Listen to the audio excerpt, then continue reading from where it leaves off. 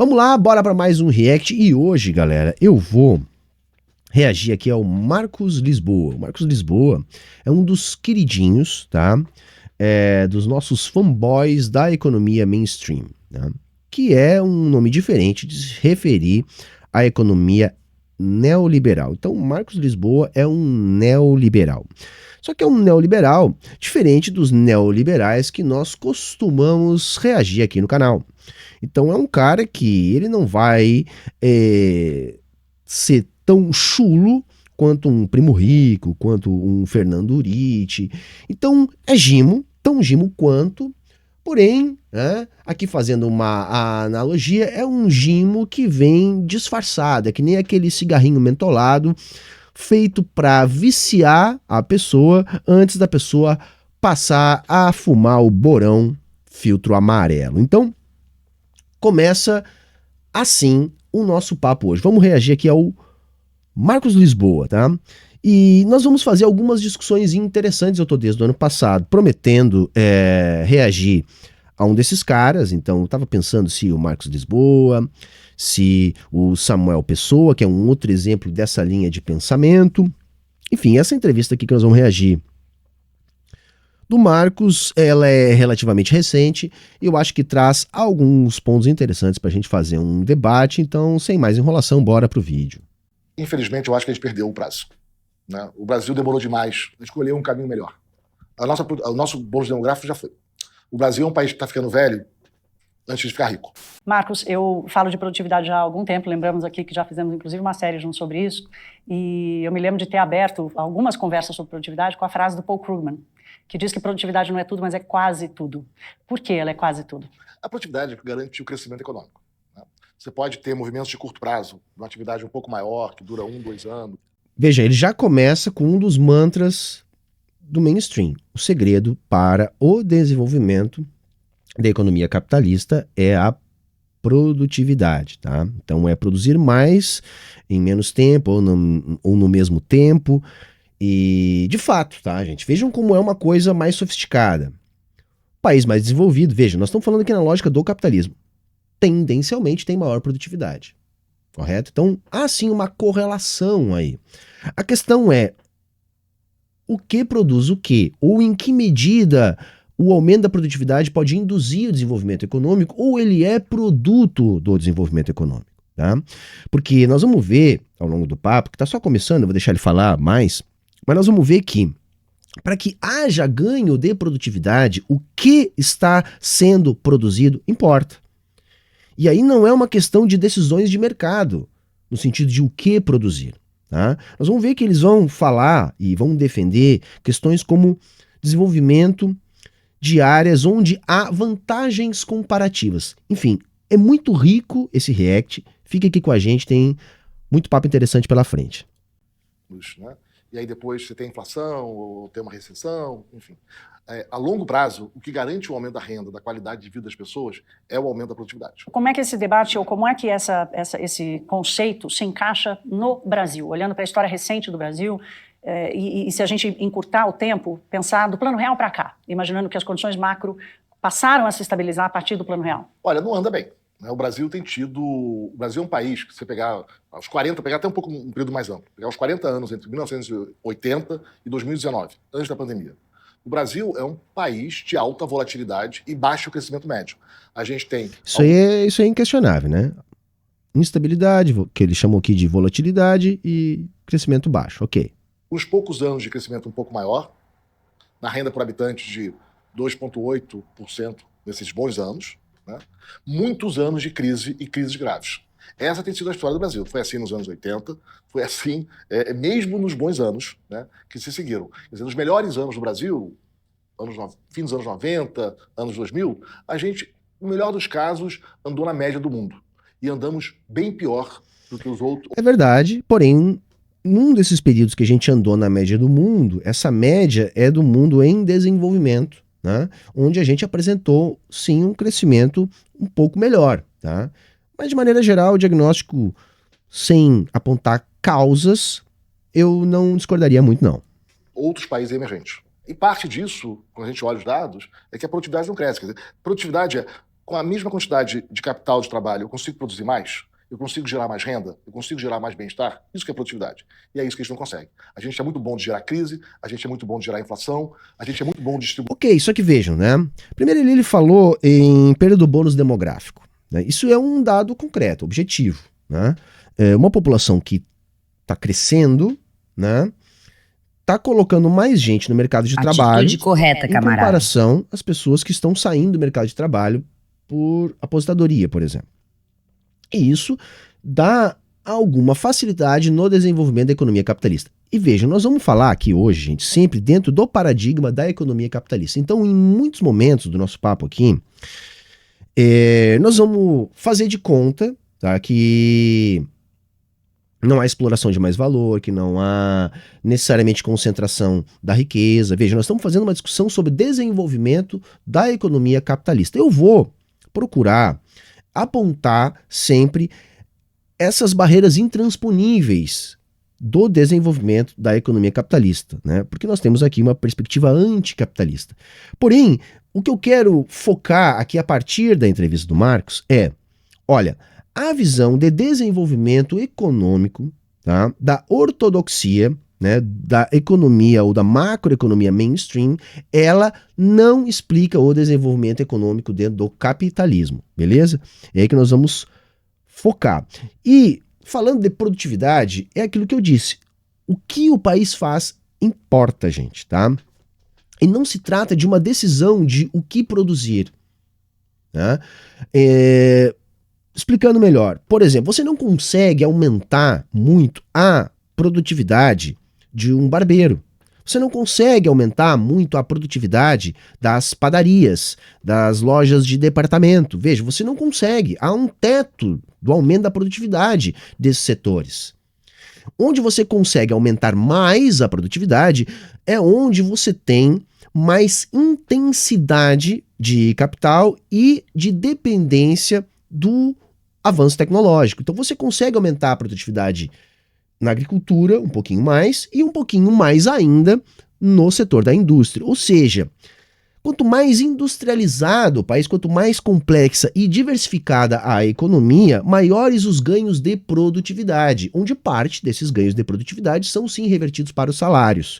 Então você tem cadeias mais complexas, você tem melhores salários, né, em geral para os trabalhadores, o que colabora para o desenvolvimento da economia capitalista e, se outras políticas também estiverem de acordo, você também vai ter redução da desigualdade social. O fato é que você não vai construir cadeias produtivas mais complexas, mais diversificadas, mais dinâmicas, mais tecnológicas a partir do mercado. O mercado ele consegue construir essas coisas quando há uma parceria entre Estado e mercado, delimitando as áreas a serem desenvolvidas.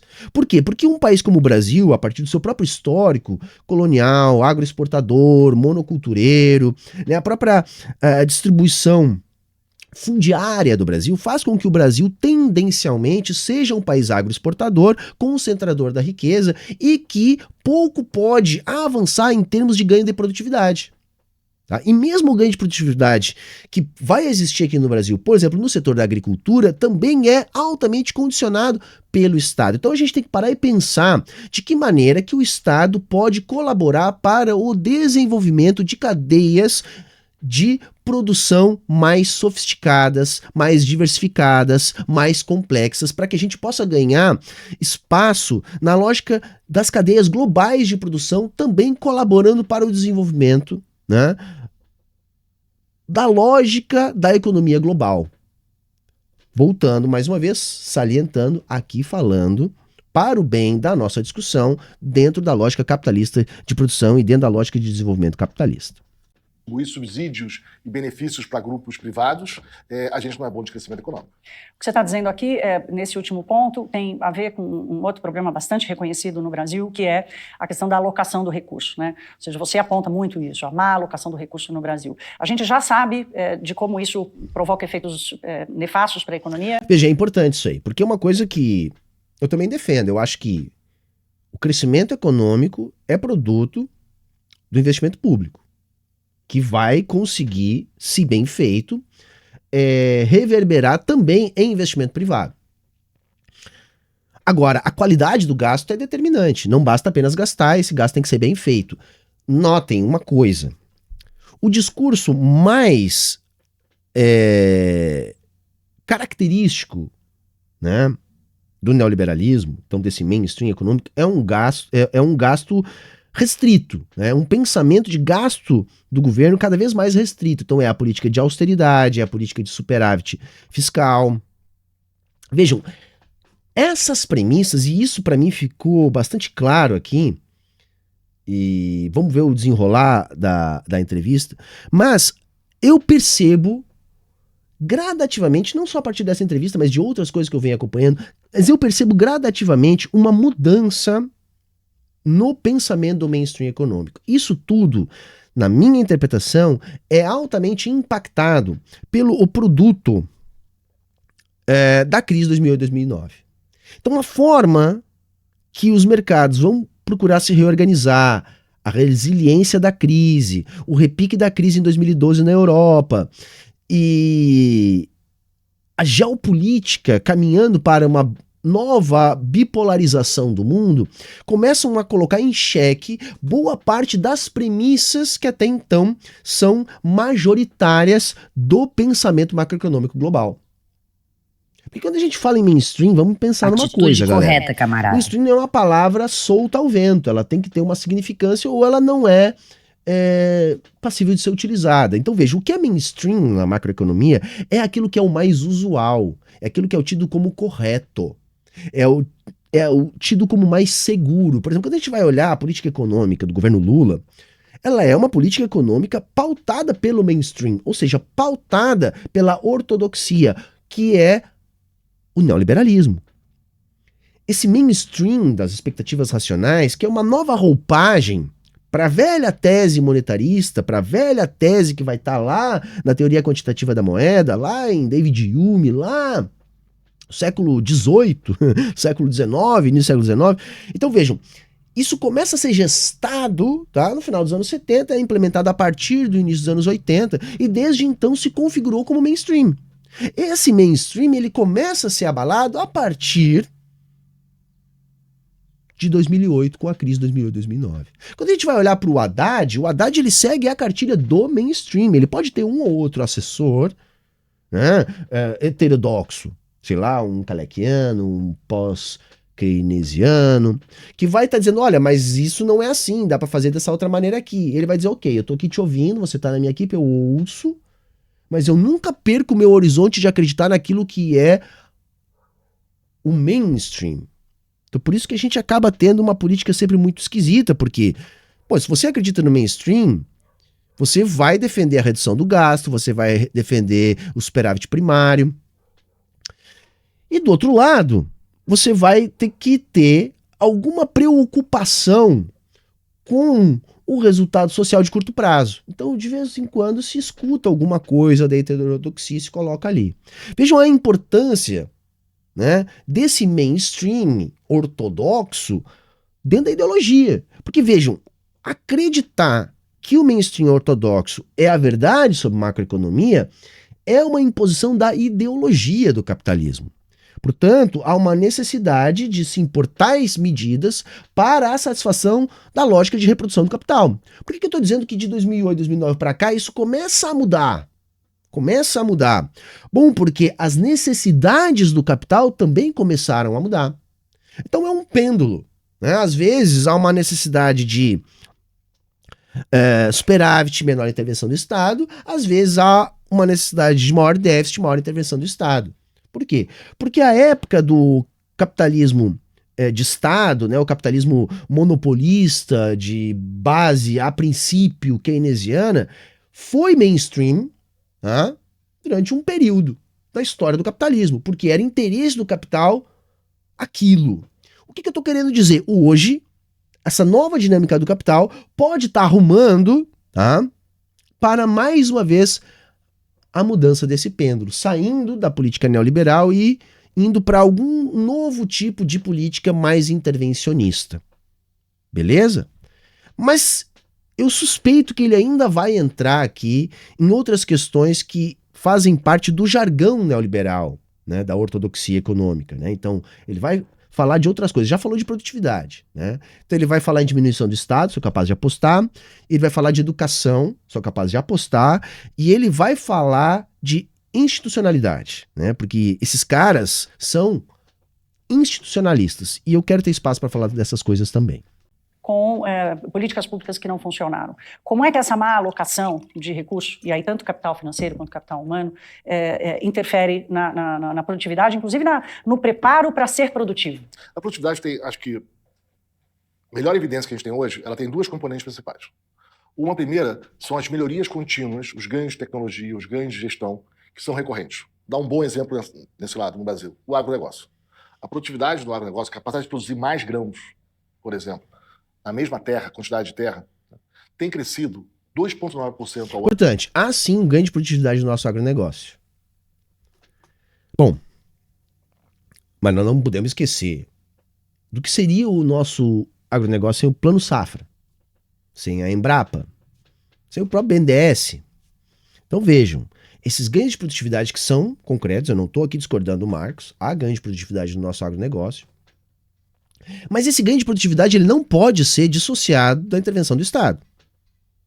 Perfeito? E o agronegócio, embora ele aproveite bem as nossas vantagens comparativas, isso é constituído historicamente, é um setor da economia altamente concentrador e com baixíssima capacidade de desenvolver cadeias produtivas complexas. Portanto, ele ganha produtividade, o Brasil exporta mais, o Brasil produz mais, mas o produto desse ganho de produtividade, ele acaba sendo altamente concentrado. O que produz também uma concentração de poder político. Por quê? Porque o poder político ele deriva do poder econômico. Então você acaba criando um setor do agronegócio muito rico e que vai ter um grande poder de lobby, que vai inclusive ajudar politicamente a matar o desenvolvimento de outros setores da nossa economia. Veja, eu não quero acabar com o nosso agronegócio. O nosso agronegócio ele é poderoso, ele é produtivo, ele gera divisas internacionais. Mas o Brasil não pode ser dependente exclusivamente do agronegócio justamente por causa desses entraves que eu acabei de citar. Percebem? Então vejam, não é questão de destruir o agronegócio, é questão de abrir espaço para o desenvolvimento de outros setores da nossa economia. Porque o agronegócio sozinho não é capaz de nos desenvolver, gente. Não há precedente histórico, tá, de desenvolvimento de economia capitalista baseada exclusivamente no agro. Tá? Você vai achar alguns casos que os ortodoxos gostam de apontar. Por exemplo, Austrália. A Austrália já teve indústria. Esse é o primeiro ponto. Então você pode passar por um processo de desindustrialização, se não for um processo de desindustrialização precoce. E aí então você vai ter a transformação dessa indústria em serviços sofisticados, que também fazem parte de cadeias globais de produção de maior produtividade, que também ajudam a desconcentrar riqueza e gerar desenvolvimento. E além do mais, a gente tem que pensar que a Austrália não é um bom exemplo de comparação com o Brasil devido à brutal desproporção, né, da nossa população em relação à população da Austrália. Então, fato 1, não é verdade que foi a agricultura que desenvolveu a Austrália. E segundo, não é um bom exemplo de comparação Brasil. E terceiro, é um caso de exceção no desenvolvimento do capitalismo. E a gente não pode tomar como regra um caso de exceção. Mas bora lá. Há 50 anos. É um resultado impressionante de produtividade. Isso explica o desempenho desse setor. Um outro caso desse é o Posto Digital no Recife. É tecnologia com programação, ciência da computação, também com histórias. Eu tô achando interessante a linha que o Marcos está levando. E vejam como isso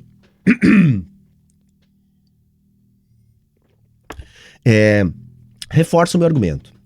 Há uma mudança no pêndulo do mainstream econômico. Alguns anos atrás, eu jamais viria o Marcos Lisboa defender o que ele está começando a defender agora, o Porto Digital. Por quê? Porque o Porto Digital é uma ação do Estado. Percebem? É uma ação protecionista de política industrial, né? Muito específica, de desenvolvimento, que não existiria sem a ação do Estado. Foi coordenada, mantida, desenvolvida, aprimorada pelo Estado. Claro, vai haver a participação do setor privado. Mas aí, de novo, é o que eu estou dizendo. O setor privado vem quando o Estado faz o que tem que fazer. Então, sem o Estado fazer o que tem que fazer, o setor privado não vem. Então, vejam, já começamos aqui com mudanças no discurso, né? Mas, confesso, eu como acompanho esses caras, eles já vêm mudando esse discurso. Então, eles já estão falando em política industrial, né? Então, coisas que eles não falavam. Não tem, assim, não tem que fazer política industrial. Hoje, gente, tá? Eu acho que tá ficando mais evidente que a discussão não é se nós devemos ou não fazer política industrial. A discussão tem que ser qual a política industrial a ser feita. Não se a gente deve fazer política industrial. Por isso que eu digo que esses caras são mais refinados. Vocês acham que esses caras são menos direitosos que o Paulo Guedes ou que o Fernando Oritti? Não. A diferença é que eles não são tão toscos, né? O objetivo é o mesmo, mas eles se precavêm, né? Então eles, para participar de um debate mais sofisticado, eles precisam de argumentos mais sofisticados, né? Por isso que eu achava interessante a gente fazer essa discussão que a gente está fazendo hoje. Incrivelmente bem-sucedidas, né? Tem uma outra componente da produtividade, são resultados com as pesquisas com microdados em diversos países, nas últimas 2 décadas, que é, país pobre tende a proteger empresas ineficientes. Então, os recursos produtivos, capital, trabalho, né, o espaço físico, as máquinas, os equipamentos e as pessoas... Vejam só como é interessante. Não é mentira o que ele está falando. Não é mentira o que ele está falando. Existe muita política industrial mal feita, sobretudo nos países pobres. Mas tem uma coisinha aí que os liberais gostam de fazer de conta que não existe, que se chama imperialismo. O Sul global, galera, não é dono do próprio nariz. Então a política industrial a ser implementada, a política macroeconômica a ser implementada, ela não depende apenas da vontade política dos atores políticos do país. Por quê? Porque os atores políticos do país, eles são subordinados aos atores políticos globais. De modo que eu insisto há muito tempo aqui no canal. Não é que os economistas não saibam qual é a chave para o desenvolvimento. A questão é que não há espaço político para que esses economistas possam implementar aquilo que eles sabem que dá certo. No Sul global, via de regra, só é possível implementar a política econômica autorizada pela centralidade do capitalismo, que via de regra é uma política econômica que não desenvolve o Sul global, para manter a diferença estrutural de produtividade. Veja, eu concordo com o Marx, nós temos que aumentar a produtividade.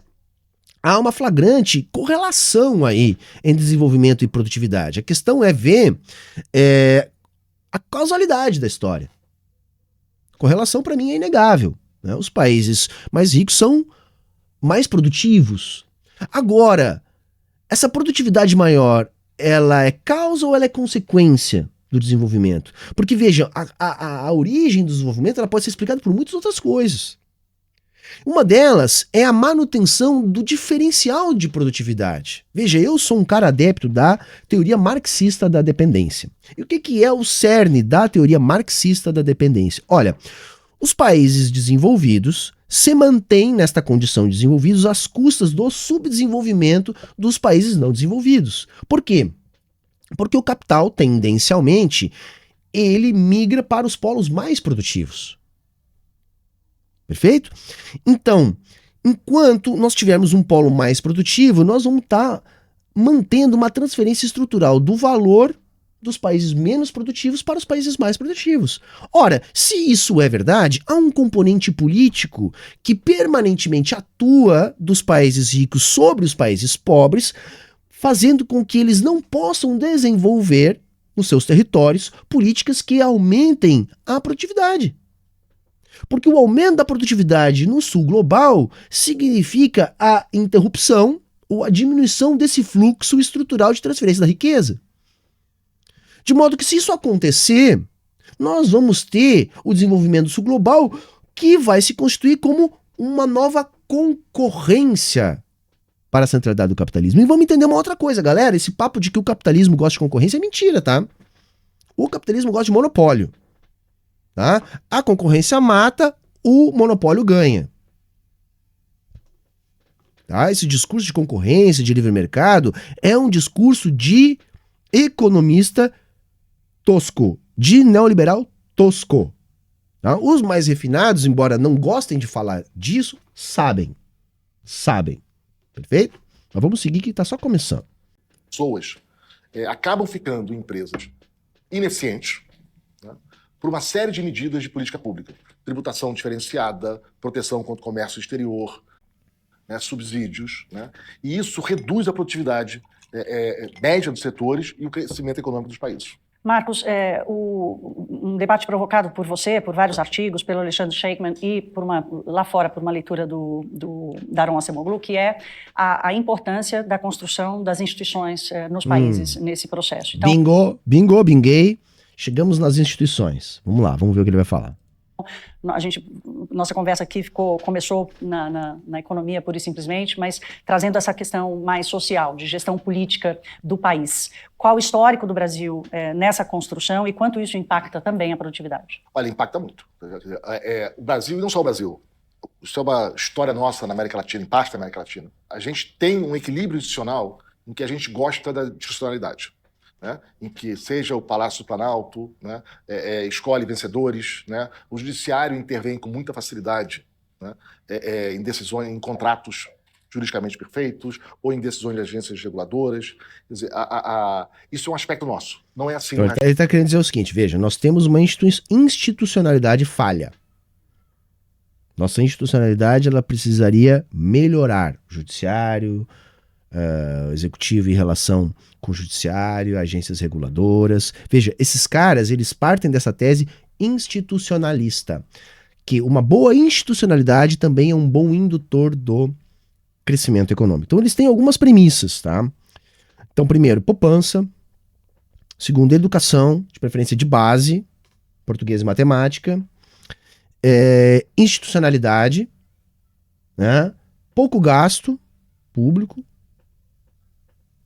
pouca intervenção do Estado e, preferencialmente, superávit fiscal.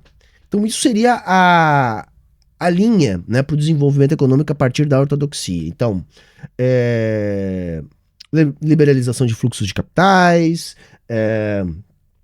um baixo protecionismo, uma política industrial bastante restrita, baseada em vantagens comparativas, e por aí vai. Né? Então vejam, tu tem aí uma tese da institucionalidade forte como um indutor do desenvolvimento. Tá? Eu defendo que, sim, é necessário, dentro do capitalismo, uma institucionalidade forte. Mas qual a questão? Quando a gente olha a experiência global, a partir de uma análise histórica, nós podemos perceber que o desenvolvimento da institucionalidade ela não é a causa do desenvolvimento, ela é o produto do desenvolvimento. Você vai, de novo, ver alguma correlação. Porém, correlação não é causalidade. Então a gente hoje tem argumento suficiente para dizer que não. Olha, o desenvolvimento econômico, a redução da desigualdade, tendencialmente fortalecem as instituições burguesas. Então há um fortalecimento dessas instituições a partir do desenvolvimento e não por causa disso. Saca? É uma inversão. É como se o Marx estivesse aqui defendendo que, na verdade, é o rabo que balança o cachorro e não o cachorro que balança o rabo. Beleza? Do mundo, sobretudo do mundo desenvolvido. O mundo desenvolvido, você tem uma série de freios e contrapesos para a intervenção na economia. Então, o poder de um presidente da República dos Estados Unidos é limitado. O poder do executivo dos países desenvolvidos é limitado. O judiciário... Isso é uma outra coisa, que ele vai falar, ele não vai perceber um erro grave da fala dele, mas liberal ortodoxo, mainstream, não gosta muito de democracia, tá, gente? Não gosta muito. Para ele, o povo faz escolhas erradas. Saca? Então não há ideologia. Então a democracia burguesa é de fato democrática, né? Então as decisões políticas para esses caras, elas representam a vontade do povo. E aí o problema tá na vontade do povo. Eles não gostam muito de democracia, não. Os Estados Unidos é um bom exemplo. A democracia lá ela é ainda mais farsa do que no resto do mundo. né? Porque não interessa quem está no poder, a política macroeconômica muda muito pouco. Muito pouco. Inclusive podem se inverter a depender da conjuntura. E isso é o perfeito para os macroeconomistas ortodoxos. Olha, não. A política não deve se meter na economia. Como se fosse possível. Tá? Vejam, isso é algo que historicamente está sendo constituído desde o momento que se separou a economia e política. Quando Adam Smith e Marx estavam escrevendo, não tinha essa separação, era economia política, porque seja mais à esquerda ou mais à direita, todo mundo sabia que era impossível separar economia e política. Por quê? Porque a economia ela é produto de decisões políticas. Então, se você quer determinado caminho político, você vai ter determinadas ações no campo da economia. O que se faz desde então é tentar fazer essa separação. Não, o que é da política a gente joga para a sociologia. E o que é da economia a gente joga para o lado da ciência dura. Vamos tentar comparar a economia com a física, com a matemática. E aí então o ideal é você separar a gestão política da gestão econômica. Então não interessa muito bem quem é o presidente, quem é o partido, desde que isso não se meta na economia. Então isso acontece nos Estados Unidos.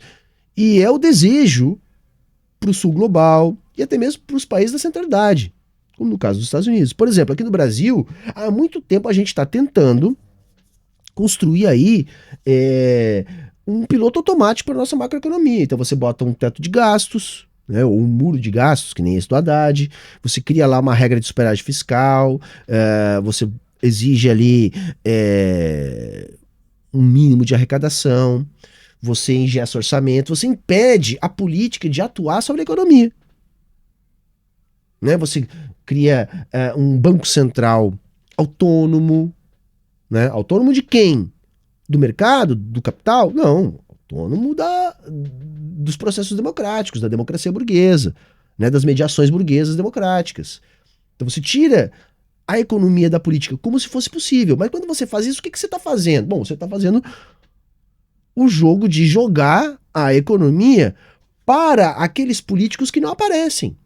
Vocês acham que os grandes bilionários não são atores políticos? São. É o que eu sempre digo.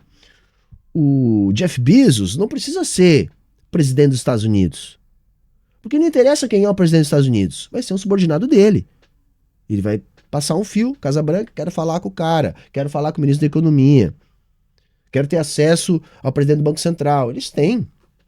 Então veja, você não está apartando a economia da política, você está apartando a economia das mediações democrático-burguesas, que já são miseráveis, diga-se de passagem, mas a macroeconomia mainstream quer apartar inclusive destas. Perfeito? Nos países desenvolvidos, ele respeita a decisão das agências reguladoras desde que elas não claramente firam o mandato previsto em lei. Se há dúvidas, o judiciário sobre se uma decisão da agência reguladora está adequada em relação ao mandato previsto em lei, o judiciário nos Estados Unidos, inclusive, delega à agência a resolver essa dúvida. Isso é o Brasil é o contrário. No Brasil, o judiciário atropela e quer discutir o mérito. Né? Isso é impensável em outros países. Então você tem todo um protocolo, né, uma governança e muita autocontenção, né, dos diversos poderes, né, e ele é fragmentado. Então o executivo pode algumas coisas, o legislativo tem determinadas atribuições, o judiciário é muito respeitoso de intervenções, você tem as agências com mandatos muito claro, né? E esse respeito à governança contribui para o desenvolvimento econômico. Não é o nosso caso. O Brasil é o país da insegurança. A regra tributária muda toda hora, a receita muda a interpretação da norma, as normas têm zonas cinzentas muito grandes, o judiciário toma uma decisão hora para a esquerda, hora para a direita, hora para cima, hora para baixo, né? Com muito pouco embasamento técnico, né? Julgando meio o que ele acha que é melhor. O judiciário não tem que dizer o que é melhor, o judiciário tem que cumprir a lei. Marcos, vamos tentar colocar um pouco aqui de avanço nesse período todo. Né? Você lembra sempre que parte da produtividade que cresceu no Brasil nos últimos anos se deu em função do chamado bônus demográfico, né? Muita gente chegando no mercado de trabalho e ajudava na produtividade indiretamente. O bônus está acabando e, ao mesmo tempo, aos trancos e barrancos, o Brasil passou algumas reformas importantes em menor velocidade até o Temer, em maior velocidade do Temer para cá, e hoje, inclusive, há uma discussão do quanto essas reformas vão ajudar, por exemplo, o crescimento do Brasil. Eu disse aqui na introdução que a produtividade é debate essencial hoje, porque o que vocês dizem é que o Brasil não vai crescer se não atuar sobre a produtividade. Qual o impacto que você enxerga dessas reformas e desse avanço dos últimos anos? Olha, Thaís, aí, infelizmente, eu acho que a gente perdeu o prazo, né? O Brasil demorou demais a escolher um caminho melhor. O nosso bolo demográfico foi uma escolha, entendeu, gente? Foi uma escolha. O Brasil escolheu ser pobre, escolheu não se desenvolver. Só que ele está simplesmente fazendo de conta que não existe imperialismo, né? Eu expliquei aqui o imperialismo a partir da lógica da teoria marxista da dependência, né? Que é a visão econômica de um processo que só pode ser sustentado a partir de práticas imperialistas. Então o imperialismo é o braço político que faz com que se mantenha a lógica da dependência. Perfeito? Então veja, o que o Marx está falando que são escolhas, na verdade não são, gente, tá? Não são escolhas nossas. Isso é a nós imposto, tá? O Brasil é um país que está ficando velho antes de ficar rico. Os demais países que enriqueceram, e mesmo países emergentes que estão peitando, eles aproveitaram esse período do bônus demográfico para ampliar a produtividade. Assim, de fato, tá, o bônus demográfico ele é algo que impacta o desenvolvimento econômico, o crescimento da economia capitalista. Isso não tem a menor dúvida disso.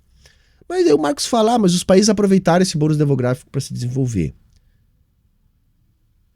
De novo, correlação não é causalidade. Nós temos duas ondas de países que se desenvolveram na economia capitalista. Nós vamos ter aquela onda dos primeiros a se desenvolver. Três ondas, tudo bem, 3 ondas. Né? Que a terceira ela é tão pequena, né? Mas enfim. Então nós vamos ter aqueles primeiros a se desenvolver, que basicamente são os países que fizeram, né, as suas revoluções burguesas e conseguiram empreender primeiro colonialismo, depois imperialismo. Então, às custas de guerra, às custas da própria dinâmica histórica de construção do capitalismo, chegaram primeiro. E impuseram o seu capitalismo aos outros, fazendo com que a riqueza, né, fosse para lá canalizada. Então, nós estamos falando aí dos países da Europa. De uma parte dos países da Europa. E depois disso, tá, nós vamos ter pouquíssimos países, numa segunda onda e depois numa terceira onda, pouquíssimos países a se desenvolver.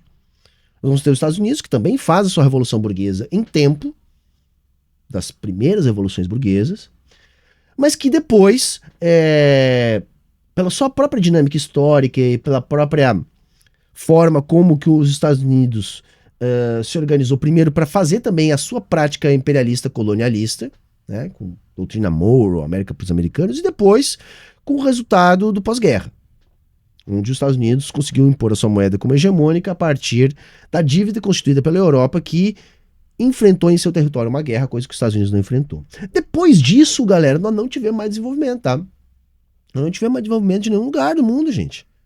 O que a gente tem de experiência de desenvolvimento tardio no capitalismo? A gente tem uma ou outra cidade-estado, tá? E aí a gente vai ter ali,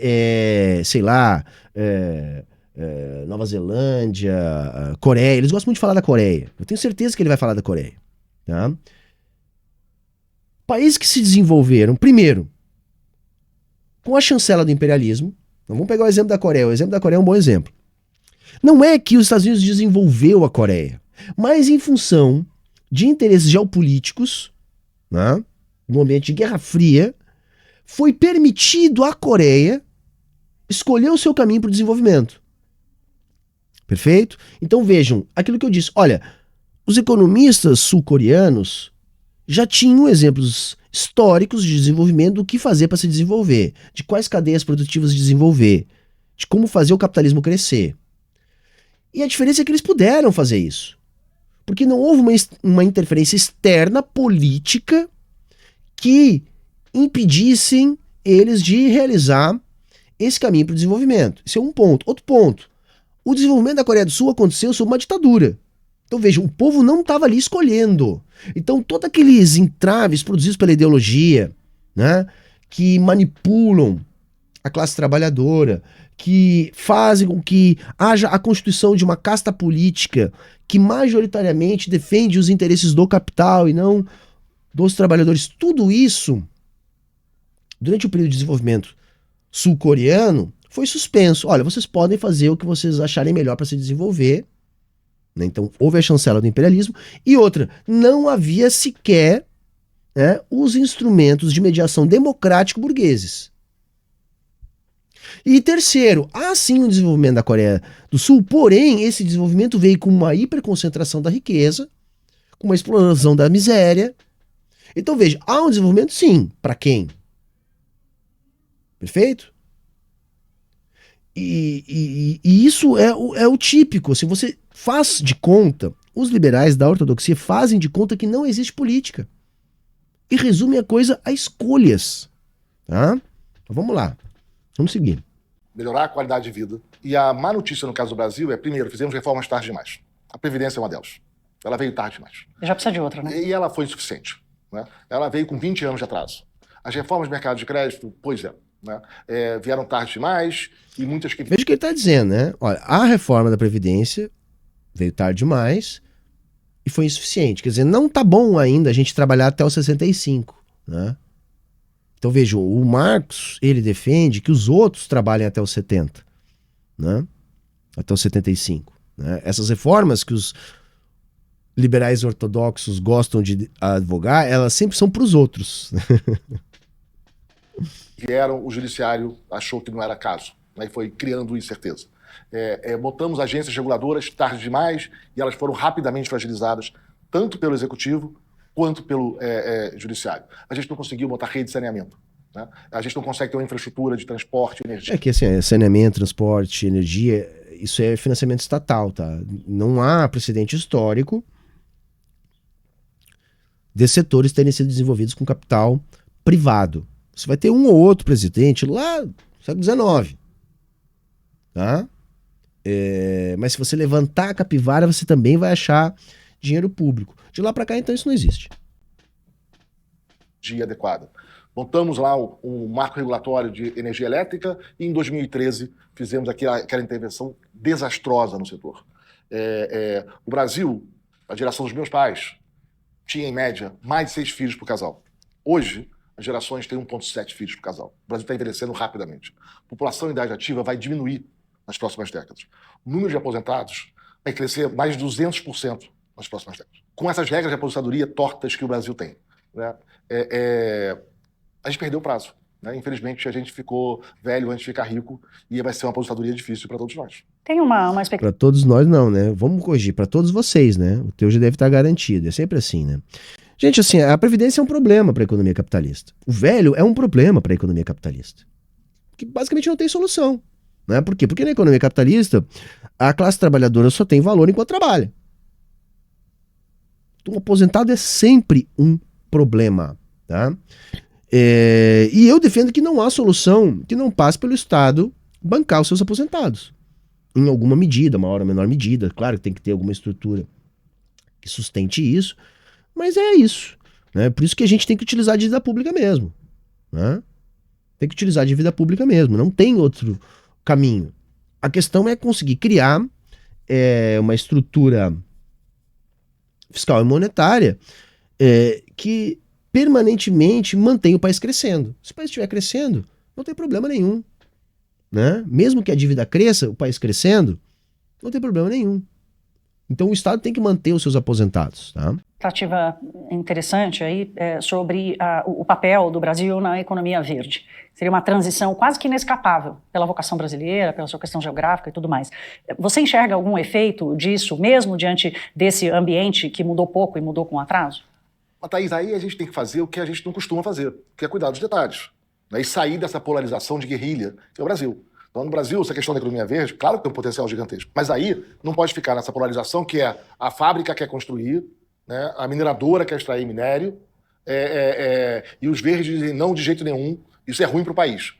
Esse embate superficial de guerrilha, que parece querer agradar mais a manchete de jornal do que cuidar dos dilemas, isso levou o Brasil onde ele está. Né? Assim, eu Eu acho que a gente tem que aproveitar, sim, os nossos recursos, tem que produzir, tá? Podem aí me acusar de produtivista, não tem problema. Agora, a gente tem que passar a desenvolver novos setores da economia, né? Para não ficar na dependência exclusiva desse tipo de produtivismo que é altamente nocivo para o meio ambiente. Então vejam, eu não estou aqui para demonizar o agronegócio, por exemplo, mas vejam, nós não temos mais como continuar expandindo fronteira agrícola. Não há essa possibilidade. Não há essa possibilidade. Nós não temos que continuar ajudando a desenvolver setor de mineração. Não, ele já existe, ok, está ali, vamos explorar, mas isso não deve ser mais utilizado. Tá? Recursos de petróleo, por exemplo. Eu sou totalmente a favor de cavar mais poços, aumentar a prospecção. Bom, mas isso não é incompatível, né, com a preservação do meio ambiente. Então, assim, ok, sem demonizar, mas pensando pra frente. E outra coisa, o que ele tá chamando de polarização de guerrilha é a luta de classes, né, galera? Que é o problema político.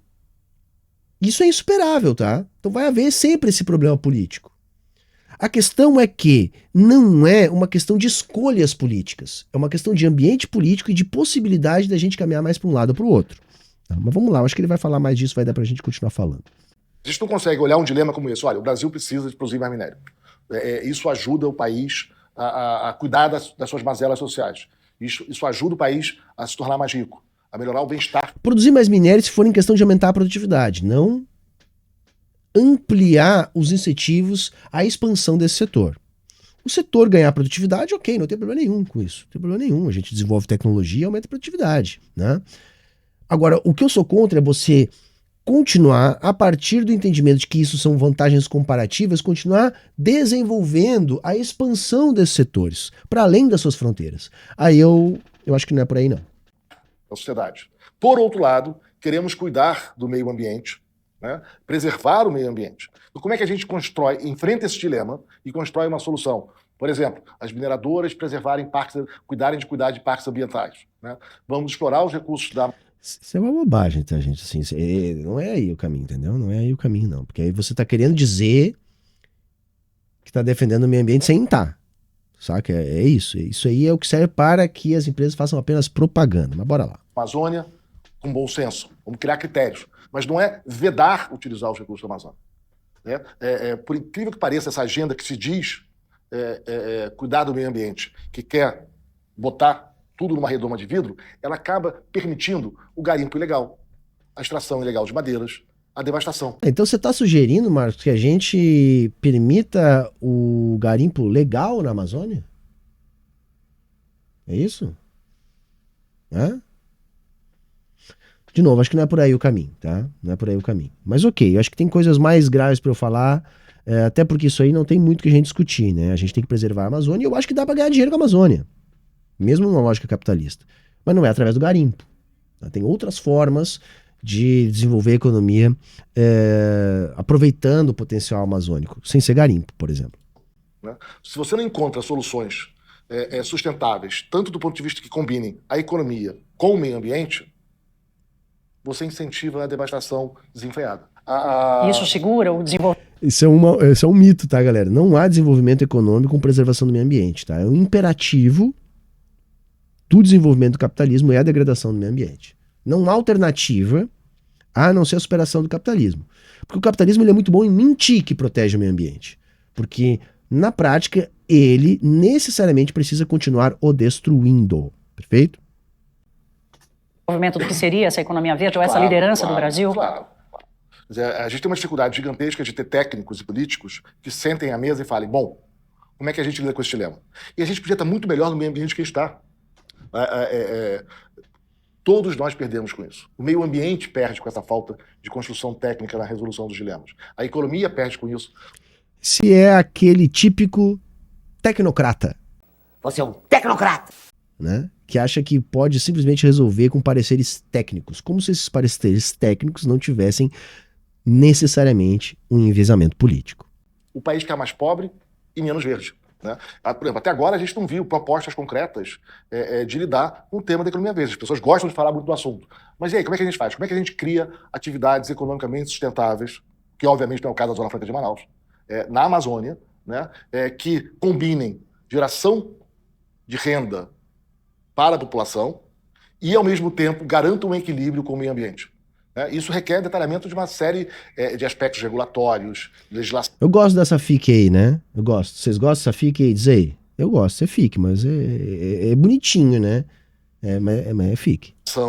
Né, de proteção, né, de controle, que não apareceu no debate até agora.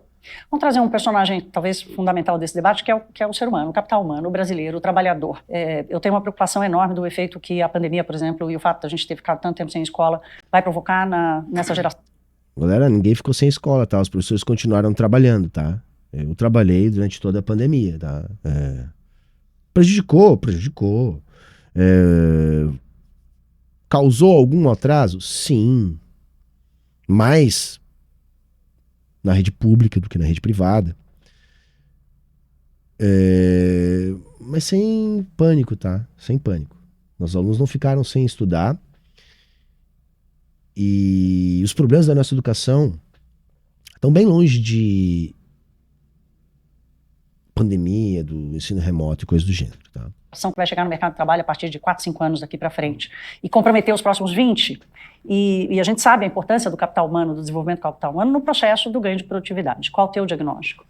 Olha, esse é mais um caso em que a gente gosta de falar muito e fazer pouco. Né? O Brasil aumentou significativamente o gasto com educação dos últimos 30 anos, 34 anos. Né? A remuneração dos professores aumentou mais de 100%, acima da inflação. Ah, não. Aí eu queria ver esse dado. Porque assim, aqui no Rio Grande do Sul, a perda real do salário dos professores do Estado, por exemplo, é de 60%. Perda real. Há um aumento do investimento na educação? Sem dúvida. Não nos professores. Não no salário dos professores. Outro detalhe, se o salário é 1.000 e ele passa para 2.000, teve um aumento de 100%. E continua sendo uma bosta. Em média, tá? Um profissional da educação, tá? Ensino superior completo, ganha entre 30% e 40% a menos que qualquer outro profissional de ensino superior no Brasil. Isso é um dado muito significativo. Por que acontece? Qualquer carreira, ou quase qualquer carreira, tá? Quase todas as carreiras, são mais vantajosas, tá? Para o profissional do que a carreira na educação. Se você fizer uma graduação para dar aula, você vai ganhar 30%, 40%, às vezes até menos, tá? 50%, do que qualquer outro profissional de ensino superior. O aumento na educação foi, nesses últimos anos, merenda escolar. Agora os alunos da educação pública comem, e onde eles não comem bem é porque estão metendo a mão, porque vem dinheiro para comer, e para comer bem nas escolas. Também houve uma melhora significativa em muitas regiões, que isso também não é universal, mas em muitas regiões da infraestrutura escolar. Isso ainda não é geral, mas já há um impacto significativo nesse ponto. Agora, salário de professor de educação de base, eu não sei de onde é que o Marcos tirou esse dado, tá? Eu sei do dado aqui do Rio Grande do Sul, é 60% de perda de renda real, tá? Do salário do professor. Tá? E esses caras gostam de falar muito. Ó o bingo, hein? Binguei de novo, hein? O problema é a educação de base. O problema é a educação de base. Eu também, gente. Eu sou professor de educação de base. Eu defendo que haja uma melhora na educação de base. E acho que sim, a nossa educação de base ela é muito ruim. Muito ruim. Por quê? Porque ela é positivista. Né? Educação bancária. A nossa educação de base, ela não é freiriana. Ela é aquela que o Freire criticou. E isso é um impositivo da nossa legislação educacional, da nossa estrutura física para a educação, e principalmente pelo baixo salário. Isso é imposto pelo baixo salário dos professores. Nenhum professor dá uma aula bacana trabalhando 60 horas sala de aula. Agora, enquanto o salário for uma bosta, os professores vão precisar continuar trabalhando 40, 60 horas de sala de aula e vão continuar se obrigando a fazer uma educação positivista. Então é falso esse dado, tá? De que há uma significativa melhora no salário dos professores. Isso é falso. Nós vamos ter bons salários na educação no ensino superior e no superior público e apenas na nata do ensino superior privado, porque o ensino superior privado, em geral, paga bem menos que o público e também não tem bons salários. Agora, nós vamos ter algumas ilhas no ensino superior privado onde nós vamos ter bons salários para os professores e o ensino superior público paga bons salários. Agora, na educação de base, nós continuamos tendo péssimos salários, tá? Para os nossos professores. Então, esse dado aí é um dado de recorte. Eu sou capaz de apostar que é um dado de recorte, né? Ou sobre uma base muito pequena, que aumentou e continuou sendo insuficiente, ou recortado de alguma área específica, porque, no geral, o salário do trabalhador da educação brasileira continua sendo muito ruim. Desde 2008. Tá? Com uma série de medidas legais, enfim. E a gente discutiu muito a importância da educação, as pessoas levantaram bandeiras, tem ONGs que cuidam pela educação, né? Todo mundo gosta de falar a importância da educação, né? E aí tem que aumentar o gasto. E Que mané ONG, cara? Que mané ONG? As pessoas saíram em massa para defender o novo Fundeb, né? Pois é, ninguém cuidou do aprendizado dos alunos. Ninguém cuidou. Sabe por que ninguém cuidou? Vou te dizer, Marcos, assim, sei que não é da educação e eu vivo isso há muito tempo. O problema não é a nossa faculdade de pedagogia. O problema não é a nossa produção acadêmica dentro da área da educação. O problema é, primeiro, baixo salário do professor, e não há desenvolvimento da qualidade da educação sem tempo de planejamento para o professor. E todo o tempo de planejamento do professor é consumido por hora aula porque ele ganha pouco. Segundo grave problema, as políticas educacionais no Brasil, via de regra, são pensadas por pessoas que não são da educação. Não são da educação. E visam, também via de regra, apenas produzir números e não produzir resultados. Os resultados da nossa educação são péssimos. Veja, nós produzimos academicamente discussões brilhantes sobre avaliação, sobre métodos avaliativos. É uma das discussões mais quentes dentro do campo da pedagogia. Como avaliar o aluno? Outra discussão muito quente no campo da pedagogia, o que ensinar, como aproveitar a vivência do aluno, o ambiente onde o aluno está inserindo, as experiências do aluno. Nós somos vanguarda mundial em termos de pedagogia. Nada disso é aplicado na educação de base. Chega na educação de base, a secretária de educação é a mulher do prefeito, é a mulher do financiador do prefeito, é uma pessoa da administração, é uma pessoa do direito. Raramente é uma pessoa com experiência na sala de aula e com experiência na academia de pedagogia. E isso não acontece apenas nas prefeituras, acontece nas secretarias estaduais de educação e no MEC. Quem é o ministro da educação de um governo dito progressista de esquerda? É alguém que tem vivência na educação, experiência? Não, era o cara que era o governador do Ceará, que instituiu no Ceará uma política, não ele, mas ele deu continuidade e aprofundou, uma política que visa muito mais produzir resultados para ter verbas do que de fato produzir aprendizagens significativas. Então vejam assim, eu vou defender sempre os professores, porque os professores brasileiros, eles são muito lutadores para conseguir fazer o melhor nas piores condições possíveis, com o pior salário possível, que obriga eles a ter muita carga horária e numa estrutura educacional muito engessada, porque ela é pensada por quem não pensa educação. Que obriga os profissionais de educação, sobretudo de base, praticar uma educação positivista que a gente sabe que não produz resultados significativos. Vamos lá, de novo, a falta da discussão técnica. Né? O que é importante para o desenvolvimento das crianças? Em que etapa da vida a evidência empírica indica que determinadas faculdades devem ser desenvolvidas? A gente sabe isso. A gente sabe que tem idade certa para aprender. Né? A importância da língua nativa, no nosso caso português, de matemática nos anos iniciais, o tipo de aprendizado. Né? E essa é uma agenda recorrente dos países desenvolvidos. Como é que eu posso melhorar o aprendizado dos alunos, das alunas? Que tipo de técnica? Eu adoro, né? A gente conhece os caras. Lembra que eu falei? Educação para eles é isso. E é educação de base, tá? Eles não dão a mesma importância pro ensino superior. O ensino superior é chato, sabe? As pessoas chegam lá, começam a aprender a pensar, saca? Começam a querer fazer revolução. O ensino superior não é o mais importante, até porque você nem deve fazer. Vai empreender, vai pensar fora da caixa, não faz faculdade. Ele não fala o mesmo discurso do jovem de negócio. Larga a faculdade e abre um canal no YouTube.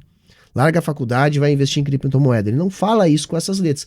Mas no subtexto está dito a mesma coisa, tá? Por isso que eu digo, essa galera pensa a mesma coisa. A diferença é que esse cara aqui é o mais refinado, então ele tem que também refinar um pouquinho mais o argumento. Mas no final das contas é a mesma coisa. Técnicas eu preciso para isso, como é que eu melhoro a governança, né? O que tem que aprender mais tarde, né? E como é que eu garanto esse processo com avaliações independentes. Não pode o próprio professor ser o único responsável por definir o que é a sala de aula e por definir como avaliar o seu estudante. Isso não é assim, tá, Marcos? Não é assim, não é só o professor, tá? O professor, ele tá na ponta, mas há toda uma estrutura ajudando no processo de avaliação, pensando no processo de avaliação. A prática é que não funciona muito bem, pelo que nós já mencionamos aqui. Não pode, não é assim que funciona. Bom, não é assim que funciona nos países que deram certo. Tá? Esses temas não estão no debate. A gente não vê isso no debate. Eu fiquei muito surpreso. E de novo, é o rabo que balança o cachorro. Nós vamos ter uma educação de melhor qualidade, que dialoga melhor com a estrutura produtiva do país, nos países desenvolvidos. Bom, isso é fato, essa correlação ela existe. A questão é, foi a educação que produziu o desenvolvimento ou o desenvolvimento que melhorou a educação? Saca? Ele tá dizendo algo do tipo assim, olha, a França é um país desenvolvido porque melhorou a sua qualidade de educação. De base, português e matemática, ou no caso lá, francês e matemática. Não tem nada a ver com colonialismo. Não tem nada a ver com as colônias francesas em África. Essa semana mesmo a gente viu o Macron dizendo, olha, acabou para a Europa. Acabou para a Europa, nós não conseguimos mais crescer dentro do nosso modelo de crescimento. Qual é o modelo de crescimento? É um modelo dependente do colonialismo, que depois se converteu em imperialismo. Se você tira as colônias, sejam as oficiais ou as extraoficiais da França, a França quebra. Então o desenvolvimento da França foi produzido pela melhora da educação ou foi pelo imperialismo? É lógico, eu não estou aqui dizendo não, a qualidade da educação melhora. Mas, gente, nós não podemos dizer que é o rabo que balança o cachorro. Perfeito? Na discussão sobre o novo Fundeb, há poucos anos, em que o tema do aprendizado dos alunos passou desapercebido. O fracasso do Brasil na educação passou desapercebido. O que se discutia era o gasto e, por baixo do pano, o que estava em discussão... É que o Fundeb, Marcos, ele é simplesmente uma ferramenta para garantir financiamento. Então é lógico que vai ser o gasto. A discussão sobre aprendizagem, sobre currículo, não é feita no ambiente de discussão do Fundeb, tá? O Fundeb era necessário e por isso foi tão barganhado e foi uma luta tão grande, porque o Fundeb é o que melhorou o investimento na educação. E eu defendo que essa melhora foi positiva, porém, a gente tem que canalizar essa melhora no orçamento da educação para o salário do professor. É isso que ainda está faltando. Mas a discussão tinha que ser no Fundeb mesmo. Então, eram reajustes automáticos para professores da ativa e aposentados, né? A nossa educação é muito ruim, né? O aprendizado dos alunos do Brasil é muito deficiente. É claro que tem exceções. Tem algumas experiências lá, mas no fim do dia, quando você olha o total do país, a nossa educação é muito ruim, né? Os alunos têm deficiências graves, tanto em português quanto em matemática básica, e isso compromete o capital do país. Bingo, cara, eu tô bingando muito hoje, viu só? Português e matemática. E não preciso estudar história e geografia, viu? Porque história e geografia, elas estão no currículo para ensinar o aluno a pensar. E pensar é complicado. Esse papo de pensar, não. Aí a gente vai trabalhar história, geografia, filosofia, sociologia no ensino privado, aquele bem caro, né? Que só a burguesia para pagar. Lá eles vão ter. Pode ter certeza que lá eles vão aprender bem a pensar. Segundo uma chave de interpretação do mundo que favoreça o capital, mas vão aprender a pensar. Agora, a educação de base não. Aprende a ler, escrever e a somar, a dividir. Que aí você vai, se você souber fazer isso e não souber pensar, você vai ser um bom funcionário. Bem domesticado. Saca? Olha, aprende a reproduzir o que a gente te pede. Então você tem que ter resultado na prova. Então a prova, ó, faça isso. Fiz bem feito. Tá bom. Esse é o funcionário perfeito, gente. Ele não pensa, mas ele executa uma tarefa a ele dada muito bem executada. E é isso que os liberais querem. Trabalhadores que saibam executar tarefas e que sejam dóceis. Então é português e matemática. História e geografia não precisa. Tem exceções? Claro que tem.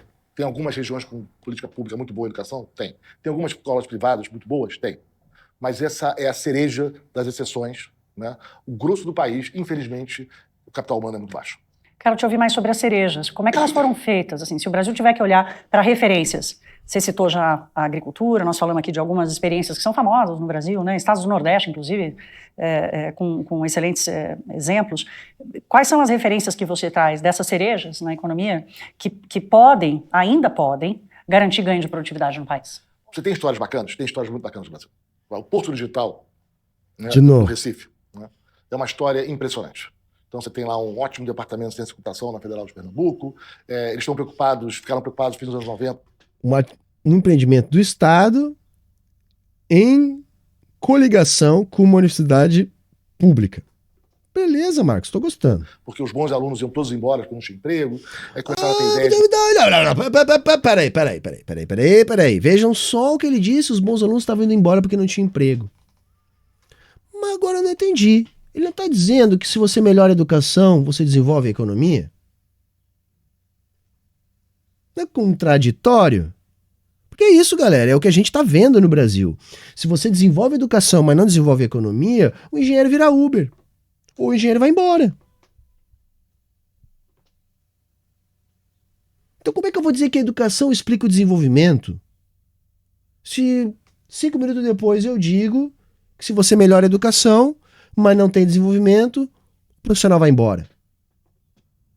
E aí, para o profissional ficar, o que aconteceu? Uma ação do Estado para criar uma estrutura econômica que possa absorver essa mão de obra mais qualificada. Que é o exemplo que ele está dando. Porra, Marcos, é isso, é o que eu estou dizendo há horas. É o que nós estamos dizendo há horas. Quando a gente olha para a Coreia do Sul, que vocês gostam de dizer, foi isso, tá? A gente teve lá o desenvolvimento de cadeias pensadas para o futuro. Olha, nós precisamos desenvolver a nossa indústria. E a nossa indústria tem que ganhar o mundo. Então nós vamos subsidiar determinados setores a partir de resultados. Então nós te damos uma missão de desenvolvimento do teu nicho. E vamos te bancar. E vamos te ajudar. Agora, se você não atingir o resultado que a gente quer em 5 anos, em 10 anos e 15 anos, você vai ser cortado do programa. Atitude correta, camarada. Isso é política industrial. Ao mesmo tempo, se desenvolve uma cadeia de ensino que possa alimentar essa mesma política industrial que o governo está patrocinando. Foi feito isso na Coreia. Percebem? Aí não tem o risco do engenheiro virar Uber. Porque é um desenvolvimento para e passo. Vamos fazer a mesma coisa aqui no Brasil? Eu topo. Vamos estabelecer quais são pontos onde a gente pode desenvolver setores industriais. Veja, eu não sou um cara completamente avesso a essa ideia das vantagens comparativas. O problema é que nós não podemos olhar para as vantagens comparativas e dizer, ok, massa. O Brasil é bom em agricultura e mineração. Turismo. Vamos investir nisso. Isso não enriquece país nenhum. Então nós não vamos matar esses setores, mas nós vamos pegar dos setores que de fato nos desenvolvem e vamos ver, cara, que tipo de política industrial a gente pode fazer aqui. Tem algumas pistas, né? Tem a nossa indústria naval, que a partir da compra estatal da Petrobras já mostrou que pode desenvolver boas cadeias produtivas. A gente tem a nossa indústria farmacêutica. Um dos grandes exemplos é a Embraer. A Embraer é uma empresa de ponta no mundo, de um setor monopolista. Uma das nossas joias da coroa é a Embraer. Não existiria Embraer sem política industrial, gente.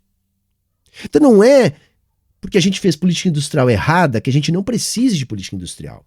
Eu concordo com os liberais quando eles dizem que a gente não tem que dar subsídio para a indústria automobilística que não é nacional. Concordo. Perfeito. Porque você está alimentando uma indústria velha, que não agrega nada, que não cria grandes cadeias produtivas, de complexidade e que melhora o salário do trabalhador. Não. Agora, se a gente fizer que nem eles fazem na China, aí eu já vou achar bacana. Ok, você quer instalar sua fábrica da Mercedes aqui? Vai ter transferência de tecnologia. E nós vamos estar incubando uma outra empresa ali com a tecnologia de vocês. E em 10 anos a nossa empresa vai estar competindo com vocês. E vai ter ajudado a construir toda uma cadeia produtiva mais complexa, mais diversificada, de maior produtividade e que paga melhores salários. Aí eu concordo, Marcos. Beleza. Montar um centro de tecnologia, tiveram, né, o que mostra que é a melhor experiência, não fazer isso na própria universidade, fazer isso dentro da cidade. E aí teve o consenso ali de pegar a Ilha do Recife, que é a região original da cidade, que é uma ilhazinha, que é um porto, né? E estava toda destruída, como os centros tradicionais. No Rio estava muito pior que o centro velho do Rio ou o centro velho de São Paulo, sem comparação. A área muito degradada. E fizeram um trabalho maravilhoso. Atitude Né? correta, camarada. Políticas públicas, governo do estado, município, uma governança muito sofisticada de como conceder subsídios, como administrar o processo, né? Atraindo o setor privado. Veja como o pêndulo está mudando. Ó, conceder subsídios, administrar o processo. Há uma mudança em marcha, gente. Tá? O fracasso da macroeconomia ortodoxa, mainstream, em explicar, tá, o mundo ficou muito evidente depois de 2008, 2009. E, aos poucos, eles começam a modelar o discurso. Nós estamos aqui vendo o Marcos Lisboa defender política industrial. Tá?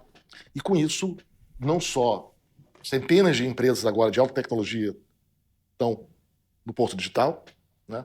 Universidades, o número de vagas para essas áreas de ciência da computação aumentaram imensamente. Começaram um programa de bolsa de estudos, né, integral para alunos de escolas públicas, mais de 60% são negros, né, gerando emprego. Agora, de novo, isso é o Porto Digital em Recife. A gente não consegue, é uma história excepcional. Mas é uma cereja brasileira. Mas é isso. É o que a gente consegue fazer. Então o agronegócio tem ganho de produtividade, consegue competir no mundo. Né? Tem o Porto Digital, você vai achar outra história maravilhosa que a gente tem é a saúde da USP, né? Que é uma referência impressionante a qualidade da formação dos profissionais, de técnicas, de atualização contínua. Mas, de novo, isso é a cereja. Né? A gente consegue dar uma educação básica. Isso é muito pouco. Eu acho que ele está esquecendo de um dos grandes exemplos, que é a VEG. A VEG é outra coisa importantíssima que a gente tem. Só que é o seguinte, né? Não existiria a VEG sem investimento estatal, sem a compra governamental, que é o que movimenta o mundo, gente, tá? No mundo real é isso, tá? No mundo real a economia capitalista se desenvolve dessa maneira, tá? Bem diferente, né, da pantomima que a gente escuta, Primo Rico, Fernando Urich, sei lá eu mais quem falando, tá? Básicas de português e matemática para a média das crianças brasileiras, retê-las na escola, ter bons professores que sejam avaliados. O papel do professor é ensinar. E você tem que garantir o aprendizado dos alunos. Se os alunos não estão aprendendo, temos um problema com o corpo docente, com os diretores de escola, com a região. E esse problema o problema é o corpo docente. É o corpo docente. Você quer melhorar o corpo docente? Tem um monte de coisa que dá para fazer, mas se concentra numa, melhora o salário da galera. E veja a magia acontecer. Perfeito? Os melhores colégios, as melhores universidades, casualmente são os que pagam melhor, né, gente? Já repararam nisso? Onde é que estão os melhores profissionais da educação? Onde você encontra os melhores salários. Não tem mistério, viu? Não tem mistério. Ah, é isso. Fruto tem que ser enfrentado com uma gestão cotidiana.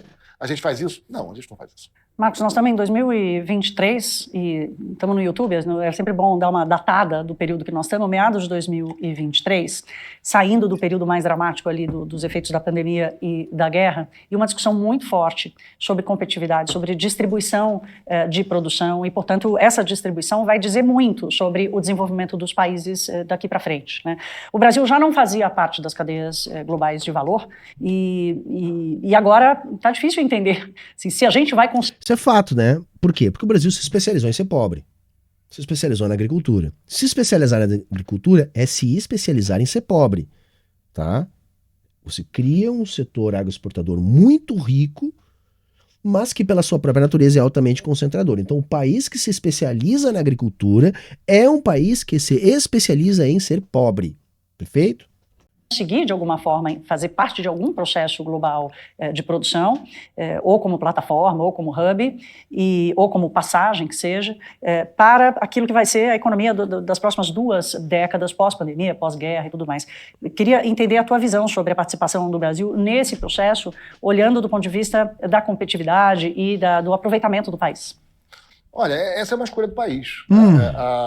É uma escolha, gente, uma escolha. Sabe o que ele está nos chamando aí? De burros. Ele tá dizendo, olha, enfim, o Brasil escolheu ser pobre. Então, tipo assim, o Brasil é burro. O argumento pode ser mais refinado, mas no final das contas, cai no mesmo lugar. A gente é pobre porque a gente é burro. Porque a gente faz escolhas erradas. Entendeu? A gente escolheu ser pobre. A gente escolheu engordar o agronegócio. A gente escolheu ter uma economia de padarias, de barbearias. Né? A gente escolheu ter uma educação que paga mal os professores. Nós escolhemos. E por quê? Porque nós somos burros. O liberal ele pode fazer a volta que for. Ele vai jogar o problema no indivíduo. Vai jogar o problema no indivíduo. Então não tem ideologia. E não tem uma porção de aparato de dominação ideológica, né, impondo na nossa cabeça uma série de verdades. Então não existe imperialismo. Então não existe lobby do grande capital. Né? Não existe nada. Existem escolhas erradas de um povo que é meio burro. Talvez se a gente fosse mais inteligente, talvez o Brasil não tinha escolhido ser um país pobre, porque nós escolhemos ser um país pobre. É isso. E é curioso, porque essa escolha não tem ideologia. Né? Grupos à esquerda e grupos à direita no Brasil defendem há décadas que isso não ocorra. Né? Isso foi a política econômica do governo Geisel, isso foi a política econômica do governo Dilma. Né? Muito semelhantes. Né? No Geisel tinha melhores engenheiros e melhores técnicos. Por que será? Claro, né? Por motivos óbvios, né? Mas a concepção era a mesma. Né? Eu já tô começando a ficar puto, tá? E nós recém passamos da metade, mas bora lá. País fechado. Né? Acreditar que se você bloqueia o comércio exterior, o Estado concede subsídios para baratear a taxa de juros, para estimular o investimento doméstico e as empresas locais, isso garante desenvolvimento. Isso não garante desenvolvimento. A gente confunde no Brasil uma política industrial... Isso garante desenvolvimento se for bem feito. Se não for bem feito, não garante. Todos os países que ficaram ricos fizeram isso. Todos. Até mesmo os de primeiro a se desenvolver. Né? Mas tem diferentes maneiras de fazer isso. Com a proteção da manufatura de montagem. Esse é um equívoco assim, imenso que tem no Brasil. Né? E acha que proteger a fábrica de montagem, que é uma etapa do processo de baixo valor adicionado, bem baixo valor adicionado, né? Isso vai gerar desenvolvimento. Não vai. Eu concordo com o Marcos. Dar subsídio para a Volkswagen, você está simplesmente dando subsídio para quem pega todo o néctar e manda para fora e só monta o carro aqui. Eu concordo. Mas é aquilo que eu já falei, né, galera? O problema não é pensar se nós vamos ou não fazer política industrial. A questão é qual política industrial que nós estamos fazendo. E eu acredito que sim. Essa é uma política industrial mal feita no Brasil. E é um problema para resolver hoje em dia. Vai. E é engraçado que esse processo passou desapercebido, né? Quer dizer, no século XIX, né, a unidade de produção era integrada. Então, concepção de novos produtos, gestão, marketing, finanças, inovação tecnológica, acontecia no mesmo lugar. E isso era a fábrica, né, a indústria, que ficava perto dos grandes centros. O custo de transporte era muito caro. A partir da Segunda Guerra Mundial, esse quadro mudou. Porque, primeiro, os custos de transporte despencaram. As pessoas não se tocam de inovações muito triviais, porque são muito importantes. A criação do container, imagina, a padronização daquele objeto, e os supernavios, que torna muito barato trazer uma camisa da China para o Brasil. Carregador de USB. Tudo e a montagem, o custo, e a tudo automático, é padronizado no mundo inteiro. Foi uma inovação incrível essa. O custo de transporte foi despencando. Ao mesmo tempo, como os países foram ficando mais ricos, né? O Brasil nem tanto, mas certamente... Eu acho engraçado, os países foram ficando... A gente tem 200 países no mundo e 20 são desenvolvidos. Quer dizer, o capitalismo, dando certo, ele falha para a maior parte das pessoas. Porque de 200 e tantos países ter 20 desenvolvidos, né, significa que ele falhou para a maior parte do mundo. Mas isso também é justamente o fato dele ter dado certo. Percebe? Então os países estão ficando mais ricos. Quais? Esses 20 aí? 20 e poucos? Do universo de 200 e poucos? Desenvolvido, o custo da terra aumentou muito nas cidades. O que aconteceu no processo de produção? Em geral, você foi separando a parte de montagem, que é a fábrica, de montagem. Montar um iPhone, montar um carro, né? Montar um aparelho. Separando essa parte. Das partes com maior valor adicionado, que é a concepção dos novos produtos, a inovação tecnológica e até mesmo os serviços associados à indústria. O marketing, a finança. Eu vou concordar com ele, mas é aquilo que nós falamos lá no início do vídeo, né? Há um processo na indústria que é o seguinte: você desenvolve a indústria, depois você passa por um processo de industrialização, onde essa indústria desenvolvida é substituída por serviços sofisticados. Então você vai ter serviços de engenharia, serviços bancários, serviços de advocacia, de alta intensidade de capital que são relacionados a essa curva de desenvolvimento da indústria. Então a gente viu isso na Europa, a gente viu isso nos Estados Unidos. Inclusive agora os Estados Unidos está repatriando as montagens, né, porque está percebendo a necessidade de fazer isso. Nós não tivemos isso no Brasil. Nós tivemos uma industrialização tardia e abortada, fazendo com que a indústria fosse substituída por serviços ruins. Então a gente não substituiu a indústria por serviços bancários, de engenharia, de advocacia. Não, a gente substituiu a indústria por barbearias, por padarias, por lojinhas, pelo Uber. E aí não tem como ganhar produtividade nesses setores, gente. Como é que você vai aumentar a produtividade do barbeiro? Não tem. Você aumenta a produtividade na produção industrial, na produção de escala, que demanda mais tecnologia. Entendeu? Você aumenta a produtividade do barbeiro até um ponto. Chega um ponto que você está num teto, não tem mais. Você aumenta a produtividade de uma padaria até um ponto, depois você não tem mais. Então, veja, não tem como explicar o desenvolvimento só a partir do ganho de produtividade. O que é produzido é determinante. Então não basta apenas produzir, é produzir o quê? O quê? Perfeito? E outra, esse o quê é determinado pelo Estado, a partir de política industrial. Então essas partes foram ficando mais perto, continuaram perto dos centros urbanos, das universidades, mas essa parte de montagem, ela pôde ficar cada vez mais longe, porque ela não tinha muito valor adicionado. E aí o custo de transporte caiu. Então essa parte mais, né, que é quase um Lego, põe isso onde foi mais barato. E aí elas saíram, foram para o interior dos países desenvolvidos, mais tarde foram para o Sudeste Asiático, né? E aí começaram Coreia, né, e outros países. Aí a Coreia também se desenvolveu, elas foram embora para a Índia, para Vietnã. Viu, bingo? Hoje eu binguei geral. Falou da Coreia, né? A Coreia é desenvolvida, mas daquele jeito, né? Brutalmente desigual, né? E a situação da classe trabalhadora na Coreia é terrível, né? Bom exemplo é a gente ver aquilo que vai ser mundializado a partir do Parasita. Né, onde o custo da mão de obra é barato, mas não é tão valorizado. O valor adicionado de um iPad, de um iPhone, não está em montar o equipamento. Ele está na concepção do produto, isso sim acontece até hoje nos Estados Unidos, ou em equipamentos muito específicos, com muita sofisticação tecnológica que melhora recorrentemente. A câmera, né, a bateria, né, é aí que está a grande processador, tudo mas isso. No Brasil a gente confunde política industrial, desenvolvimento econômico, com a manufatura, com a montagem. E aí a gente dá muito subsídio para preservar. Eu concordo, mas a gente escolheu isso ou isso foi a nós imposto pela divisão internacional do trabalho, pelo próprio capital. Isso nos foi imposto. Por que a Coreia pôde fazer diferente? Porque tinha um ambiente geopolítico que os autorizou a isso. Ok, faça o que vocês acharem melhor. Se tira o povo da jogada, se estabelece uma ditadura, e aí os caras botam lá os tecnocratas a pensar o desenvolvimento. Não havendo entrave político, o país se desenvolve. Num modelo capitalista de desenvolvimento, concentrando riqueza, produzindo miséria, aquela coisa toda, mas se desenvolve. A nós nunca foi dada essa opção. Esse é o mesmo caso do Japão. Esse é o mesmo caso do Canadá, da Austrália, da Nova Zelândia. É assim que funciona. Tem valor adicionado, ou baixo valor adicionado. Então, quantas vezes a gente fez política para auxiliar a indústria automobilística? Mas o automobilístico do Brasil não é que está inventando o carro elétrico, fazendo inovação para cá, para lá, desenvolvendo novas tecnologias, que consegue exportar para outros países. Não é uma indústria vibrante. É uma fábrica de montagem dos carros tradicionais com baixo valor adicionado, que a cada grupo de anos tem que bater em Brasília e falar, olha, eu não estou bem, vai, me ajuda aqui. Né? Eu não consigo competir com os coreanos. Eu estou perdendo o mercado. E sequência de políticas ditas industriais, mas que os coreanos estão montando aqui. Tudo é preservar fábricas de montagens que fracassam. Olha que foi o Inovar Alto, olha que foi o Rota 2030. Né? Então, então vamos continuar fazendo com as sinecuras. Foram escolhas de um povo burro. Entendeu? Foram escolhas de um povo burro.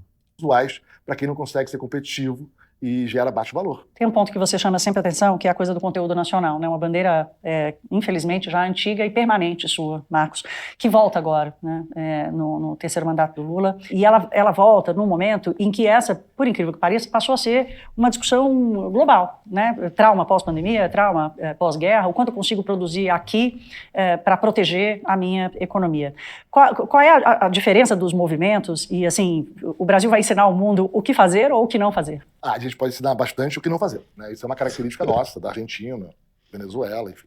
É o nosso traço latino-americano. A gente não é um país pobre. Traço latino-americano. Vejam, não é o imperialismo. Não foi o colonialismo, depois a doutrina Monroe, depois o imperialismo. Não. É um traço latino-americano. Quer dizer, o povo é burro. O povo é burro na América do Sul. Que nem diria o Rock, lá é o calor. É muito calor aqui. Se nós tivéssemos um norte global, mais frio, trabalharíamos melhor, hein? O que vocês acham? É à toa. A gente faz muito esforço para ser um país pobre. Você tem uma discussão. A gente faz muito esforço para ser um país pobre. Velho. Não é possível, caralho. Não é possível, cara. Não é possível. Não é possível. A gente faz esforço pra ser pobre. Você que tá me assistindo, você faz um esforço do caramba pra ser pobre, entendeu? O Brasil faz esforço pra ser pobre. E nós fizemos esforço pra ser pobre. Sabe o que isso diz pra gente? Olha só, tem 220 países no mundo. 200 e poucos. 180 desses fazem esforço pra ser pobre. Quer dizer, o mundo inteiro é burro. O mundo inteiro é ignorante. Não, tem 20 países iluminados, de pessoas iluminadas que não fazem esforço para ser pobre. Galera, parece crível isso? Por favor, presta atenção. Parece crível isso, gente? Não podemos dizer, então, só um pouquinho. Nós temos 20 países, mais ou menos, que são ricos. 80% deles na Europa. E esses são os povos iluminados. Os outros são burros que fazem esforço para ser pobre. Parece razoável isso, gente? Quer dizer, a África, povo burro, pobre. América Latina, povo burro. Pobre, povo burro, pobre. Né? Oriente Médio, né? Hiperconcentração, meia dúzia de gente muito rica, resto miserável. Povo burro. Cara, assim, já tá começando a ficar difícil de tancar, galera.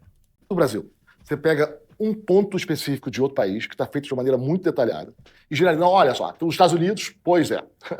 Estão dando subsídio para fazer chip. Isso, né? Semicondutor. Aí você olha o detalhe do que eles escolheram, como eles estão fazendo. É claro que você pode ter uma política setorial. O Posto Digital contou com muito apoio da política pública. Só que ela sabia o que estava fazendo. Não foi isso que a gente viu o BNDES fazer na década passada. Né? O Tesouro e o BNDES distribuíram rios de dinheiro do privado. Que grande... Inclusive pro agronegócio que tu tava elogiando. Não existiria um agronegócio rico como o nosso sem o Estado.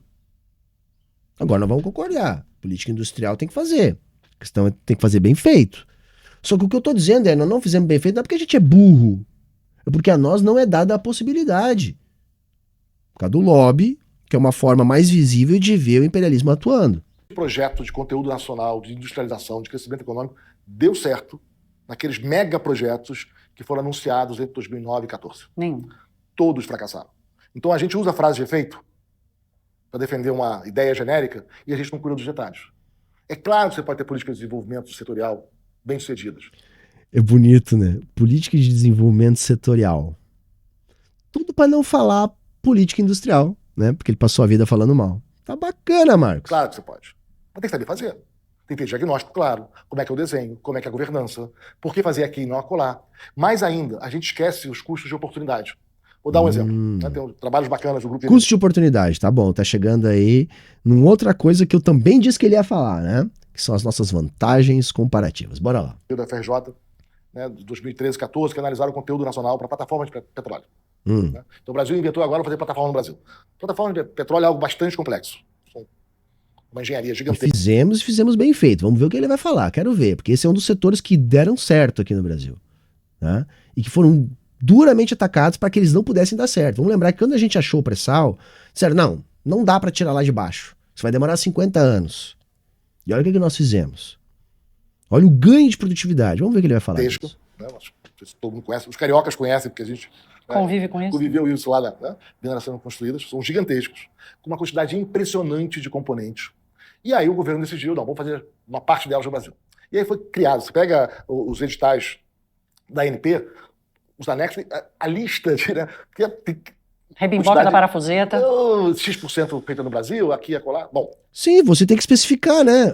Cara, assim, ele enrola que nem os outros, só é um enrolador melhor, mas você tem que especificar, lógico. quando você faz isso, o custo da plataforma sobe. Ela fica mais cara. Por quê? Porque a plataforma lá de fora é de melhor qualidade e mais barata. Fica pronta mais rápido.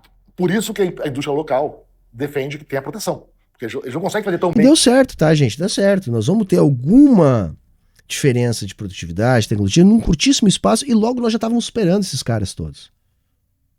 Depois vai ser violentamente atacado e a gente vai ter vários retrocessos nesse setor. Mas foi um setor que avançou brutalmente, pagou muito bem, desenvolveu muitas regiões do país. Quer dizer, o cara está dizendo que é um mau exemplo, algo que é flagrantemente um bom exemplo, tá? Uma coisa é ele falar mal da nossa política industrial de computação lá dos anos 90. Uma coisa é ele falar mal do subsídio para a indústria automobilística, aí eu vou concordar. Agora ele fala mal da nossa indústria naval, aí ele tá, tipo, dobrando a realidade para caber a realidade nas suas premissas, né? Enquanto lá fora. Eles não conseguem. Então, a plataforma fica mais cara. Mas ao ficar mais cara, você tem vários poços de petróleo, reservas de petróleo, cujo custo de extração varia. Essa plataforma mais cara, ela pode ser viável para alguns poços e não para outros, dependendo do preço do petróleo. Então, o Grupo de Energia da FJ fez Produz uns, depois no outros. Pronto. essa conta. Falou assim, olha, dado o preço do petróleo, o que a gente deixou de produzir porque a plataforma era tão cara que ficou inviável. E o resultado é desastroso. Porque, por um lado, com o conteúdo nacional, você aumentou a produção doméstica. Tá, a solução então é importar a plataforma, é isso? A solução é essa. É pegar e mandar a riqueza produzida aqui para lá, estimular o desenvolvimento de tecnologia e de cadeias produtivas lá e não aqui. Essa é a solução, não é desenvolver o nosso. Isso é basicamente o oposto do que os países que ficaram ricos, entre aspas, fizeram, tá, gente? É rigorosamente o oposto. Com os produtos. Mas, por outro lado, você deixou de extrair petróleo porque ficou caro demais. Marcos, sem romantismo, sem ingenuidade, né, sem querer ser poliana, a tua conversa é uma conversa extremamente realista, fundamentada, objetiva. Mas... Torcedor e fã, né? Bacana, ela paga pela FEComércio, tá bom, é uma trabalhadora, vou deixar na conta. O brasileiro não desiste nunca e nós estamos entrando numa outra era. Queria pescar de você, onde é que você enxerga oportunidades, e já que a gente está falando de produtividade, oportunidades para ter ganho de produtividade, que isso se reverta de verdade para a economia brasileira, né? O Armínio Fraga costuma dizer que os piores erros são aqueles pequenininhos cometidos por muitos anos. O quadro que você traz aqui é um quadro muito parecido com esse, e é por isso que a gente talvez tenha o diagnóstico que você dividiu conosco. Então, de novo, sem romantismo e sem ingenuidade, queria ver para onde você enxerga boas oportunidades. Olha, oportunidades existem. É claro que, como a gente falou antes, né, o fim do bônus demográfico torna tudo mais difícil. O Brasil vai ter problemas graves no quadro fiscal na próxima década. Um país que está envelhecendo, com regras de previdência que vieram com 20 anos de atraso, não vieram muito boas, né, com um setor público muito caro, sobretudo a elite do setor público, que consome muito. O setor público não é caro, tá? Cara é a nossa elite. E já tá mudando o discurso. Eu tô vendo a mudança do pêndulo, né? Mas vou concordar, nós temos uma elite do funcionalismo que destoa, mas é o quê? Judiciário, né? Forças Armadas, enfim, funcionários, alguns também, uma menor parte dos funcionários federais, mas de resto, o setor público brasileiro ele é insuficiente e paga muito mal. Recursos da sociedade, né, com uma governança muito frágil, né, e poucos controles. Né. Agora, a oportunidade requer uma mudança violenta do foco, por exemplo, da política pública. Atitude correta, camarada. A política pública hoje no Brasil, ela é subsídios para empresas, conteúdo nacional, gastos, né, vamos gastar mais em tal coisa. Então, a política pública não tem como foco o cidadão, a qualidade do serviço que é oferecido. O foco da política pública deveria ser o aprendizado dos estudantes. Tem que mudar o mindset, galera, é isso. O que ele está dizendo para nós, tem que mudar o mindset. A gente tem que fazer boas escolhas em vez de más escolhas. Então, tipo assim, como é que nós vamos resolver o nosso problema? Olha, a gente tem que começar a fazer o certo em vez do errado. A gente tem que pensar coisa boa em vez de coisa ruim. A gente tem que fazer direito em vez de fazer torto. É isso, basicamente é isso que ele está dizendo pra gente. Brilhante, Marcos. Né? Deveria ser a qualidade dos serviços de saúde, deveria ser a expansão da malha rodoviária, a melhoria dos portos, a queda do custo dos portos. Como é que faz isso, Marcos? Como é que melhora a infraestrutura, portos, estradas, ferrovias, como? O Estado, né? Não tem outra forma de fazer isso. Né? Esse deveria ser o foco da política pública. Ele não é no Brasil. Você tem um Estado muito caro no Brasil, mas que ele é avaliado pelo que ele faz para si mesmo, não pelo que ele faz para o cidadão. Por que o nosso judiciário é tão caro? A gente tem um judiciário, quando você soma a defensoria pública, né, ele custa 1,8% do PIB, segundo as estimativas que a gente tem disponível. No resto do mundo, na Alemanha, que tem mais processos que o Brasil, por 100 mil habitantes, custa 0,2%, 0,3%. Né? Por que o nosso judiciário é tão caro, tão ineficiente? Ele é caro. Aí eu vou concordar, né? O judiciário é caro e ineficiente. Os processos demoram, você tem erros e uma superficialidade em decisões impressionantes. Né? Um judiciário que acha que entende temas técnicos fora da sua área e afasta a lei para impor a sua decisão. Né? Vou dar um exemplo, leasing. Né? Agora é fato, o judiciário é caro para a elite do judiciário, né? Porque o servidor que carrega o piano no judiciário também ganha mal. É a regra, tá, gente? A elite do funcionalismo, uma parte dela ganha bem. No mercado de 110 bilhões de reais no Brasil em 2009. A gente teve uma série de decisões judiciais, né, quando as pessoas não conseguiam pagar a sua dívida, por exemplo, na compra do automóvel, você diz, olha, você está inadimplente na compra do automóvel, mas você já pagou 70% do carro, então o carro é mais seu do que para quem você deve. Não conheço nisso e não há no mundo. Qual foi o resultado disso?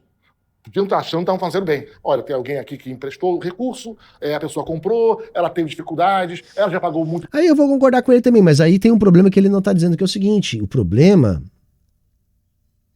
de verdade aí é a falta da renda, tá? É a falta da renda. Esse é o problema, tá? E a falta da renda é um problema de desenvolvimento da economia. Dívida, então eu vou perdoar. Né? Isso foi a eleição. Qual foi o resultado? O leasing praticamente acabou. O mercado que era de 110 bilhões de reais de financiamento, e com juros mais baixos, 10 anos depois, era o mercado... É que é aquela coisa, o leasing estava se aproveitando de uma situação e com isso, né, muitas pessoas não conseguiam mais pagar. E depois que se abriu a brecha judiciária, para as pessoas recorrer e conseguir ficar sem pagar, o mercado se adapta. E aí, nisso, o mercado é bom em fazer arbitragem. Então tá, ok. Se agora houve uma mudança institucional, uma mudança na interpretação jurídica, nós não vamos oferecer esse serviço aqui, que nós temos menos proteção, vou oferecer outro. Mas repito, gente, isso é um problema porque a renda é curta. Esse é o problema está na renda, não na institucionalidade. A institucionalidade ela vai se adaptar o tom melhor conforme melhorar o nível de renda. 10 bilhões de reais só para a elite. Esse voluntarismo autoritário que é típico nosso, ele não está só no judiciário. Olha o nosso legislativo. Toda hora faz uma lei nova. De novo, entendeu? É o nosso voluntarismo. O problema somos nós, gente, entendeu? O problema somos nós. O problema é que nós não somos a Suíça. Nós somos a Alemanha. Não somos. Esse é o problema. Uma determinação nova, mudando o aspecto A, o aspecto B, criando detalhezinhos de legislação, achando que está fazendo bem. Olha o nosso urbanismo. Né? E a forma como a gente trata, por exemplo, o tombamento dos prédios históricos. Você sai de repente, não, vamos tombar o Teatro Brasileiro de Comédia. Olha só, é simples. O que fazer? Vamos parar de tombar as coisas, vamos diminuir o Estado. Né? É isso que ele está falando.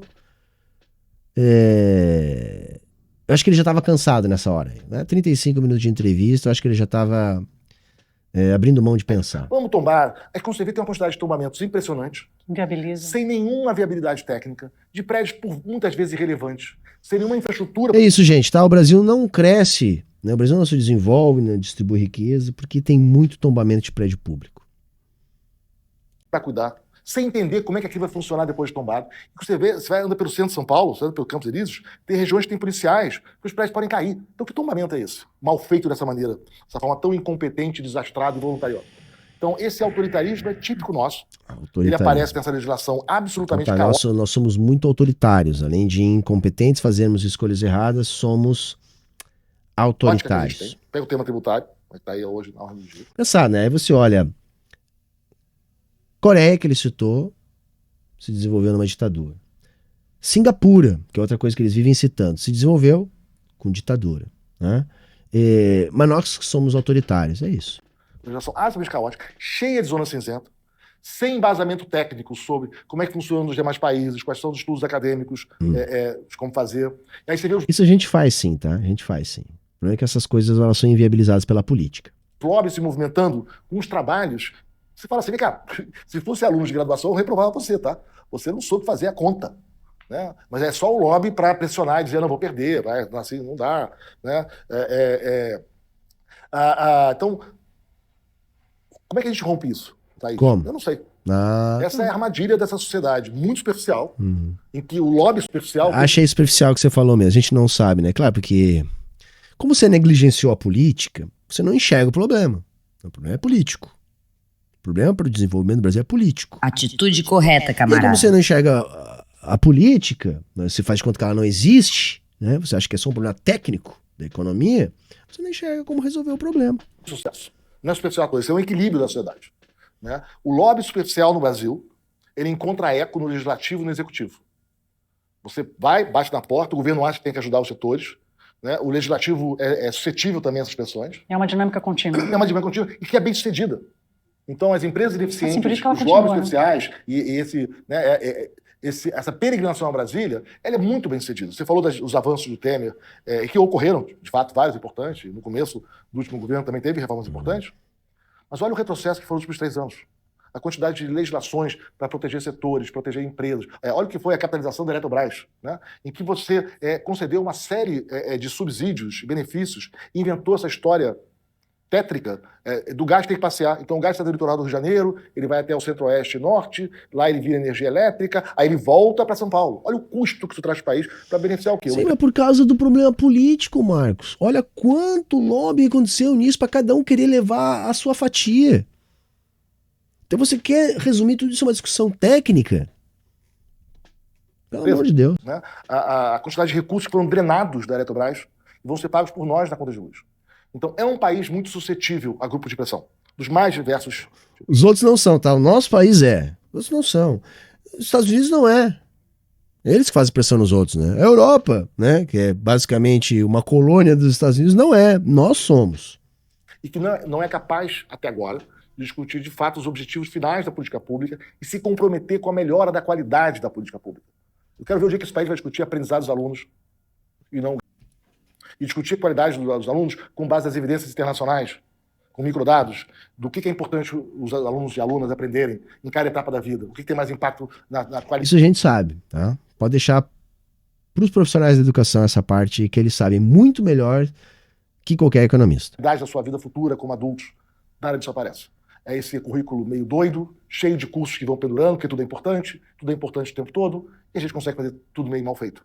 Tudo é importante nessa conversa que a gente teve, Marcos, e a tua incansável batalha de comunicação para alertarmos sobre isso é muito importante para o Brasil. Espero que não fique só na história, meu caro.